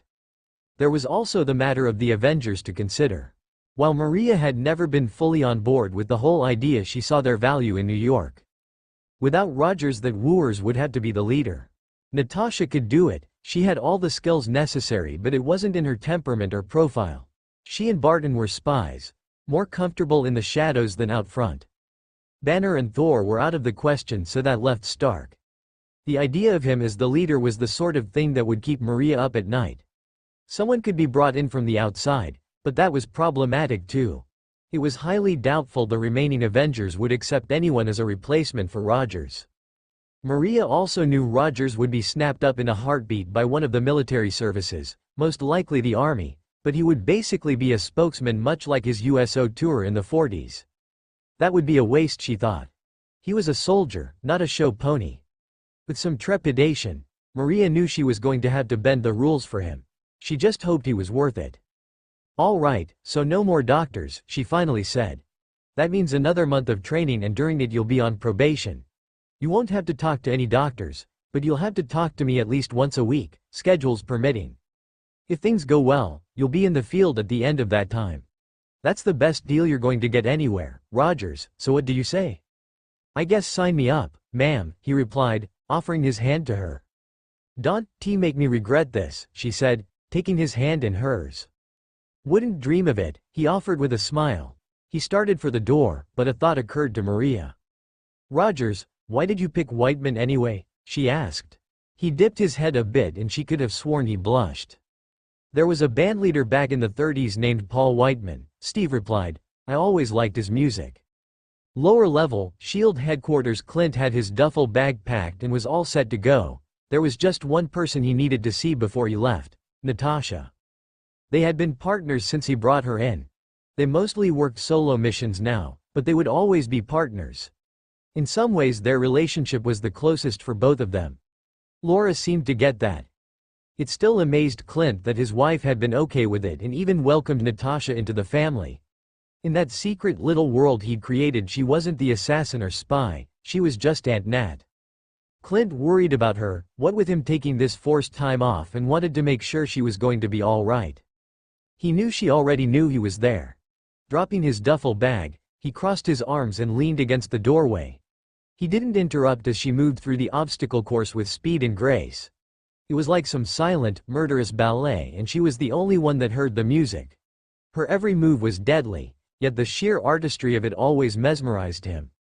"Why aren't you gone?" she asked, her tone flat and neutral, as she came to a stop facing him. This was the Black Widow in front of him. The mask was up and emotions locked away. Most, at least the smart ones, would turn and run when they saw her like this. Clint, of course, stepped further into the room. "Figured I'd stop so we could have a good cry over me leaving," he said with a grin. "I know how emotional you get in moments like this." Her mask slipped just a bit and a fleeting, small smile skimmed over her lips. "You're an idiot. You wound me," he replied with mock indignation. It quickly turned back into a smile. "You want to hug it out?" "How did you ever get anyone to have sex with you?" she asked, much less repeatedly. "Charm and good looks," he stated. "So you're delusional, too." "That's part of my charm." They were standing about a foot from each other. His smile softened as he took a step closer. "You going to be okay?" "Of course," she answered automatically. "Tasha," he whispered, knowing her better than that. He knew she wasn't close with anyone in S.H.I.E.L.D. except him. Phil Coulson had been both their handler and friend. His death had hit them both hard. Clint knew Natasha respected Fury, but they weren't close friends. She had opened up so much since she first came in, but she only let a few see it. Clint worried she'd retreat behind a mask once he left. "I'm all right, Clint, really," she softly said. "Just go, I'll be fine. Say hello for me if you happen to see anyone interesting while you're gone." "I will," he replied. Oh, hey, don't kill anyone while I'm gone. Will you? I mean on our side, that is. No promises, she said with a smirk. When they clear Rogers, I'll be working with him and the strike team along with the solo missions. Can't promise the newbie won't get caught in the crossfire. You know, if you kill Captain America the paperwork is going to be a nightmare, Clint jokingly offered. If you have to, kill Rumlow instead. He's kind of a douche anyway. Not as cool as killing a super soldier, though, she countered with a laugh. That's true, Clint agreed with a chuckle and then switched topics. You know I expect you to call, right? Just because you might be murdering a living legend doesn't mean you can't pick up the phone. I'll call, Natasha replied. Good, otherwise I'm going to be in trouble if you don't. I'm starting to think they like you better than me, Clint grumbled. I knew they had good taste. All right, enough of this, Clint said. Come here and give me a hug so I can get out of here. Natasha raised one eyebrow at this and smirked at him.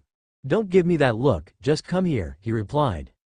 With a sigh, Natasha gave in, stepping into a hug. Stay alive, Clint whispered in her ear as they hugged. Partner. Always, she whispered back. Partner. When they finally pulled apart, they just looked at each other for a moment. Okay, my work here is done, Clint said, breaking the silence. I'm out. About time, Natasha replied. Just for that, Clint said, pointing his finger at her. You're not getting a present when I return. Oh, no, what will I do without that gourmet fiddle-faddle you always bring me, Natasha snarked. See you around, Romanoff, he said, moving to pick up his duffel bag. Bye, Barton. With one last look and smile, Clint disappeared down the hallway. Washington. The route Steve took from the Triskelion to his apartment was the same every time. It was something familiar, when so much was just the opposite. Oh, he made a few variations but never strayed too far from the familiar path. Steve hadn't touched any of the electronics Tony had sent over the week before, though the cylinder intrigued him. Frankly, he was a little embarrassed at how he'd reacted to the voice coming from it. He just hadn't expected it to talk. Thinking about it, since he figured it had to be a gimmick, some joke being played on him that he didn't understand. Steve didn't really know Tony Stark all that well, but it was the sort of gag his dad loved to pull during the war. He liked all sorts of mechanical gizmos, and from what Steve had seen so far, it didn't take a huge stretch of the imagination to think his son probably liked them too.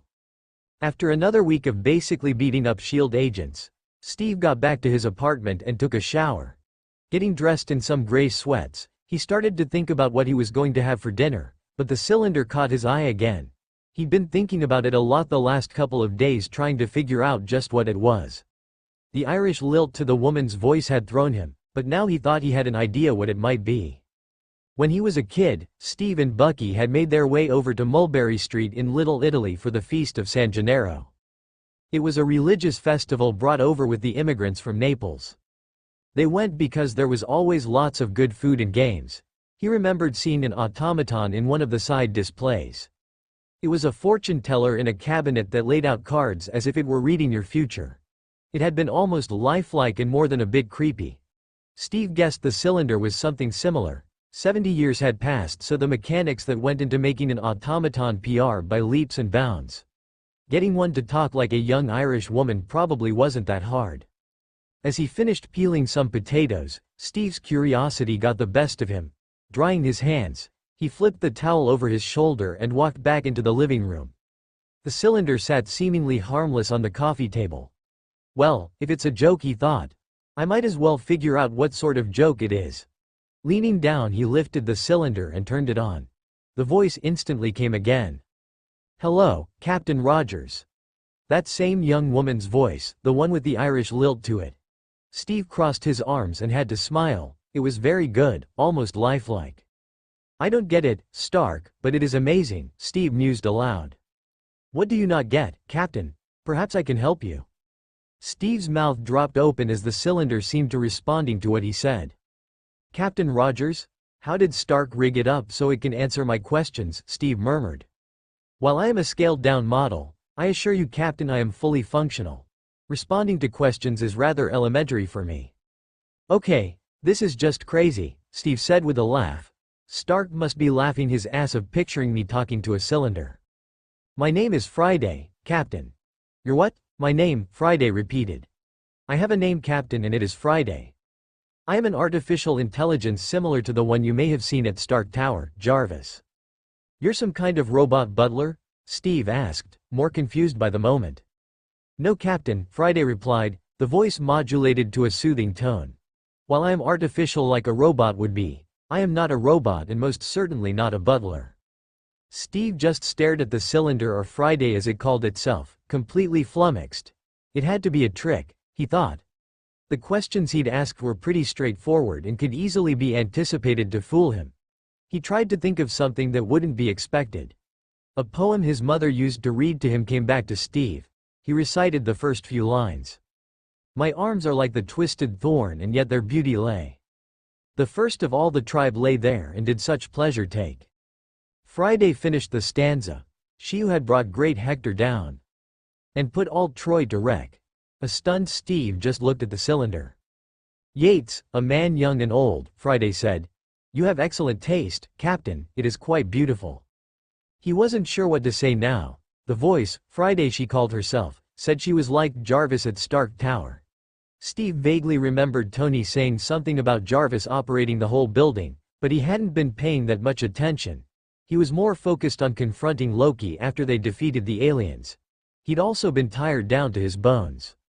You're alive? Steve finally asked. I've never taken the Turing test, but I like to believe I would have a good chance of passing it, Captain, Friday replied. It was just too much for Steve to deal with. He started backing out of the room towards the kitchen. Well, okay then, thank you, Friday, ma'am, he said and then exited the room as quickly as he could. Chapter 5 Enigma Washington. A week had passed and Steve still felt uneasy with Friday in his apartment. He was civil with her. He wasn't sure what to call the cylinder, but it had said its name was Friday, so he just went with it. She, well, it was hard not thinking of Friday, and that voice as a she had said something about a Turing test. Steve had met Alan Turing once at Bletchley Park. Peggy had worked there before joining SSR and had given him a tour. It was top secret and frankly most it had gone over his head. Enigma was a codebreaker.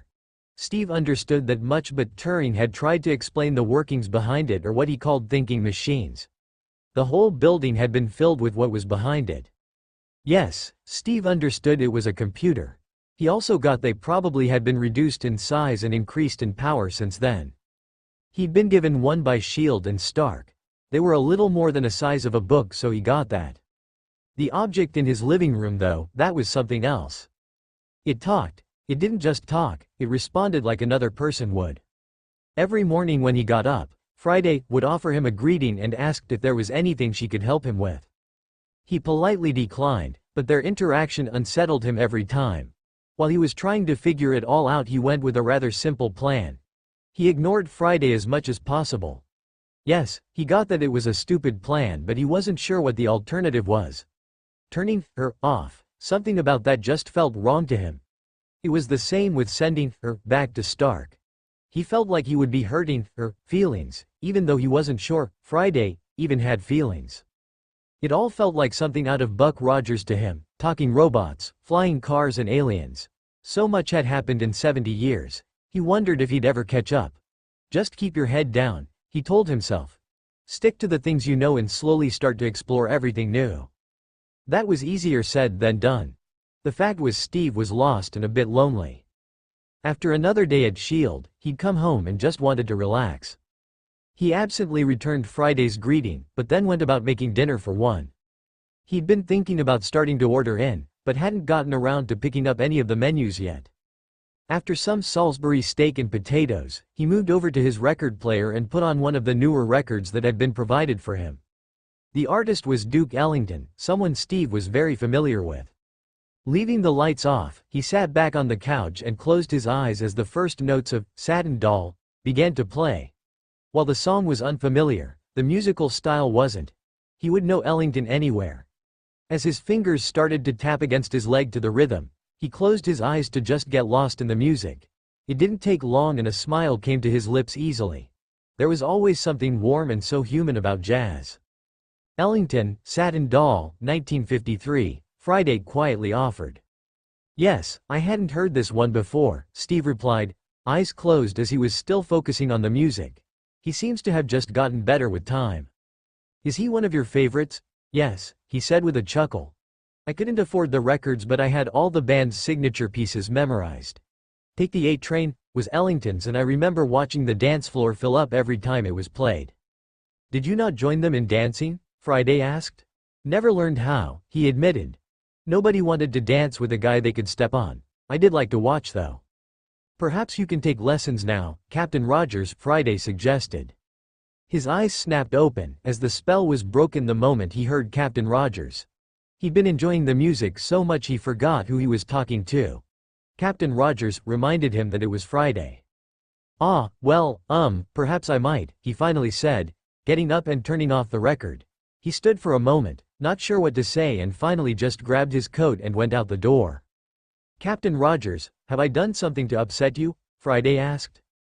Steve had one hand on the door, ready to bolt, but a question had been asked and manners demanded it be answered. No, Friday, no you haven't. You show all the signs of being upset, Captain Rogers, Friday countered. You did not a moment ago before I spoke to you. It is a pattern I have noticed in your behavior. If I have made a mistake, please tell me what it is and I will correct it. It's not you, Friday, Steve replied, again ready to exit the apartment. Then would you please tell me what it is, Captain? He stood there for a moment. Friday, to his understanding, was a machine, yet somehow he felt he owed her the truth. The word please always had an effect on him. Maybe because she was a machine he could tell her what he hadn't been willing to admit to anyone else. The thing is, I'm already sort of haunted by ghosts, Friday, he said with a sad smile. A disembodied voice talking to me just hits a little too close to home right now. Again, that one is on me, sorry. He dipped his head and slipped out the door. After Steve left, Friday repeatedly went over and analyzed this last encounter along with the catalog of their other interactions. Her instructions from the boss, Tony Stark, had been vague at best: help him. Those parameters left a lot of leeway, yet without specific commands or instructions there was no logical, planned route to accomplish this goal. The boss, Tony, had simply left it up to Friday to figure out a solution. His template for this assumption was Jarvis, the masterpiece of his engineering virtuosity. Friday, though, wasn't exactly like Jarvis, she was something else.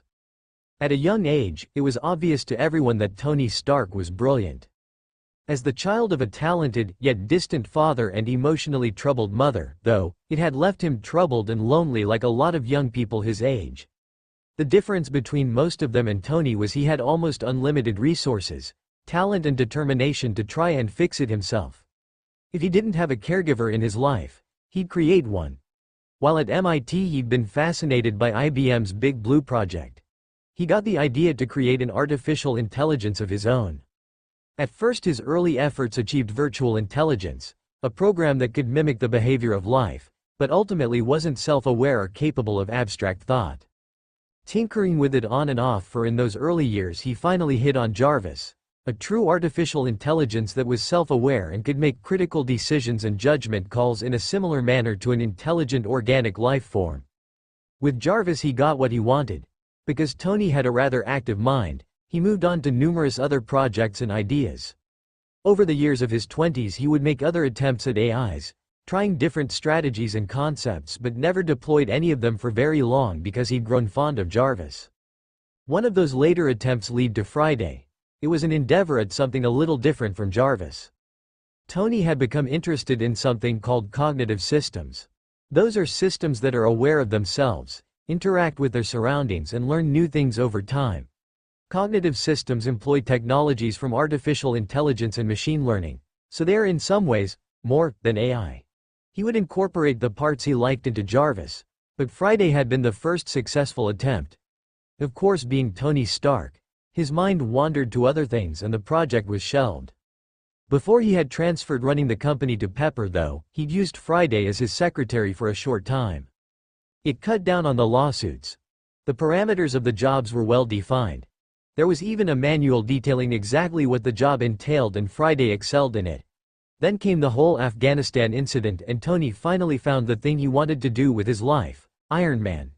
Stepping away from the day-to-day business of Stark Industries, he had no need for his Jarvis could handle his diminished professional calendar just as he did the rest of Tony's life. So in effect Tony had sent a cognitive system, capable of awareness, able to interact with its surroundings and that could learn and adapt to the situation to Steve Rogers. In essence, Friday had been tasked with figuring out a solution to a problem that was ill-defined and given no guidance on how to solve it. Friday was on her own. The first obstacle, it seemed, was getting the captain to interact with her. There seemed to be a rather straightforward solution to that. Friday again scanned Captain Rogers' file for a suitable avatar to accomplish it.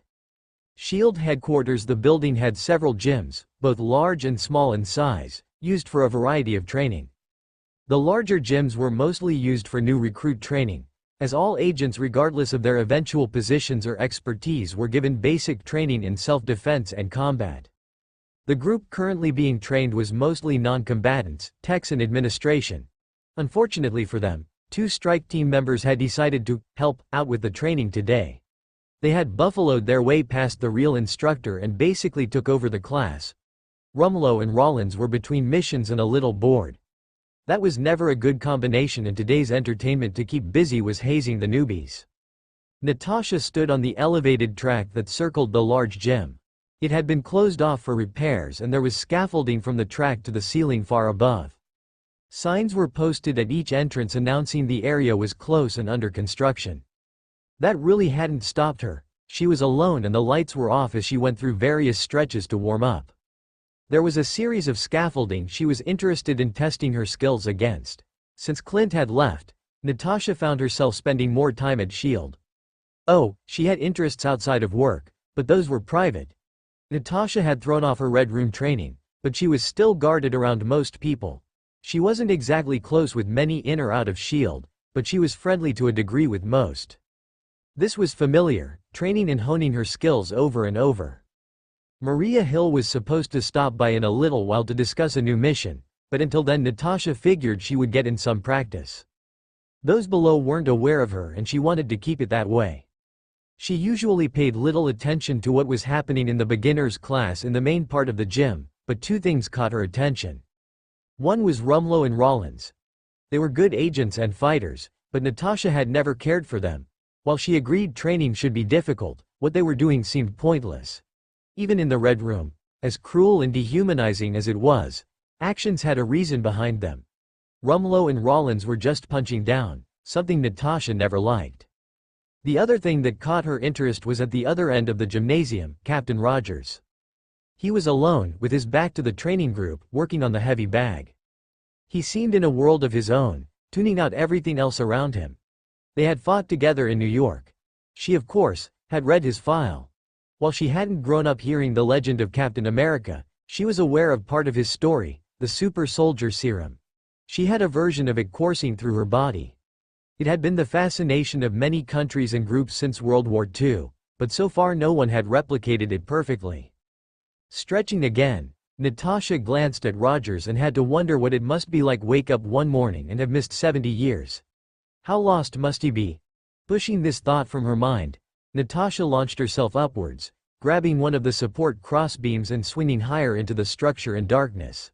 Except for the groan of the scaffolding poles, her movements were silent and deadly precise.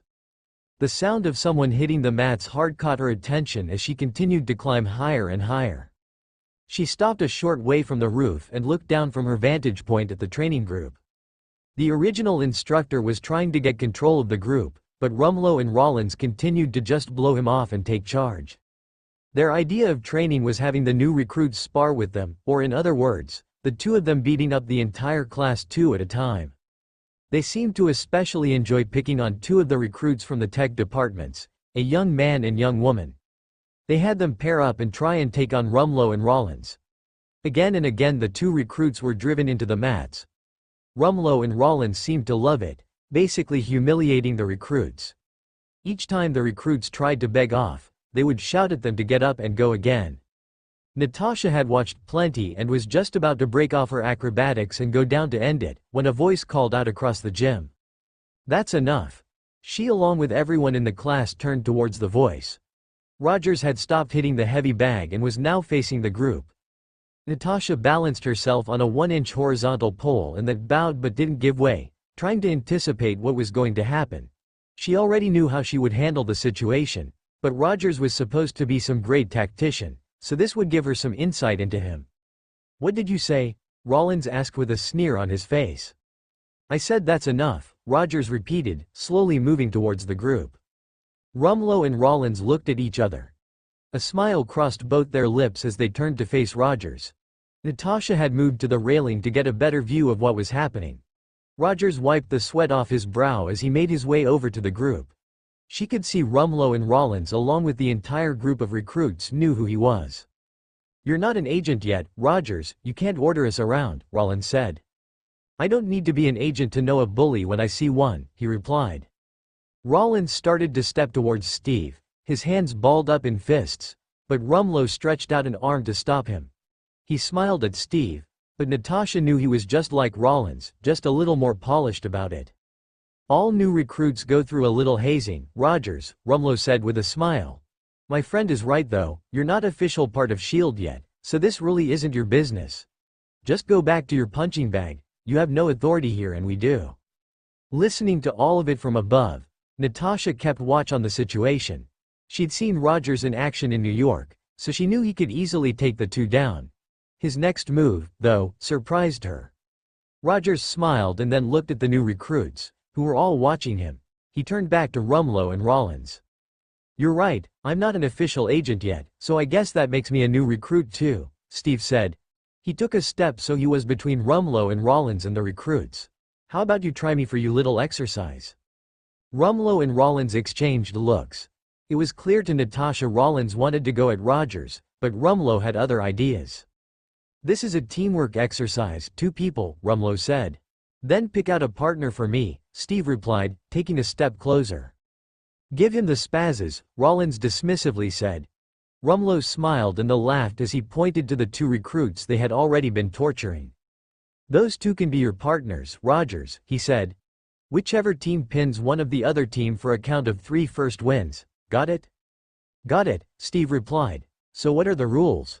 No rules, Rollins said with a cruel smile. We're doing battlefield conditions, so the aim is to win. Maybe you can try some of those antique moves you have from the olden days. Steve nodded at this. Maybe.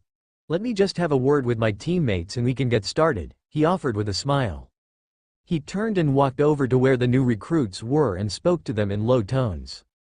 Natasha couldn't hear what he was saying, but from the reaction of the group, both shock and Amabine something interesting. She moved silently closer to the end of the scaffolding to get a better view. The whole group seemed to be trying to hide smiles, as Rogers and the 2 recruits stepped up to face Rumlow and Rollins. He stood in the middle, the new recruits flanking him. They seemed nervous and didn't look at Rollins and Rumlow. So when do you want to start? Steve asked. Whenever you're ready. Just say go, Rumlow replied with a smile. Go. As soon as the word left Rogers' mouth, the 2 recruits swung their legs and kicked Rumlow and Rollins in the balls. Both men gasped in pain and shock, but before they could do anything, Steve picked them both up by the neck and slammed them both to the mat. The 2 recruits stumbled, but moved over to sit on top of Rumlow and Rollins. 1, 2, 3, we win, Steve said, holding the 2 to the mat. He looked over at the actual training officer. I think that's enough for today, don't you? The instructor nodded with a smile and then dismissed the class. Rogers released Rumlow and Rollins and the 2 recruits got off them. The whole group seemed to gravitate towards Rogers, laughing with excitement. The 2 recruits talked rapidly and animatedly with the others, while staying near Rogers. He just smiled and nodded as they talked. Natasha found herself smiling. She wondered if Rogers even realized he'd just won over all the new recruits as well as the instructor. As she watched them circle around him, she couldn't help wondering what he'd said to the group. The door onto the track opened and Maria Hill walked in. She glanced up towards Natasha and then down at the gym. What's that all about? She asked, as Natasha made her way effortlessly down the scaffolding to stand next to her. Rogers, Natasha replied. He's ready.